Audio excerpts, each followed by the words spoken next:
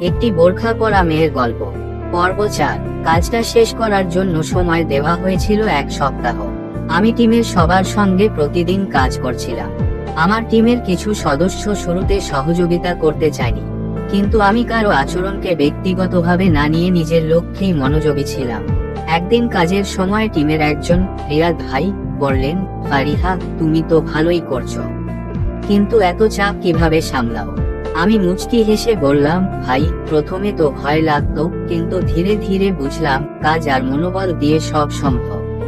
তিনি অবাক হয়ে বললেন, তোমার চিন্তাধারা ভালো। সপ্তাহের শেষে আমাদের কাজ প্রজেক্ট রুমে উপস্থাপন করার দিনের। আমি প্রেজেন্টেশনের দায়িত্ব নিলাম। সবার সামনে দাঁড়িয়ে প্রথমে একটু নার্ভাস লাগলেও বাবার কথাগুলো মনে পড়লো, ভুল করলে ভয় পেও না, শিখতে হবে।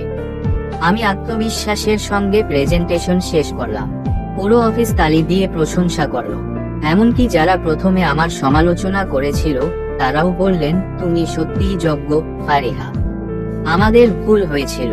বস উঠে দাঁড়িয়ে বললেন, আজ আমি গর্বিত।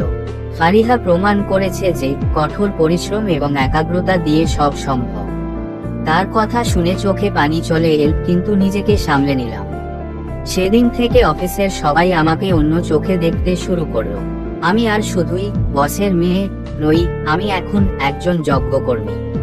এই পর্বের শেষে বুঝলাম, নিজের প্রতি বিশ্বাস আর ধৈর্য ধরে রাখলে সব চ্যালেঞ্জকে জয় করা সম্ভব। কিন্তু এটাই তো কেবল শুরু, সামনে আরো অনেক কিছু প্রমাণ করতে হবে।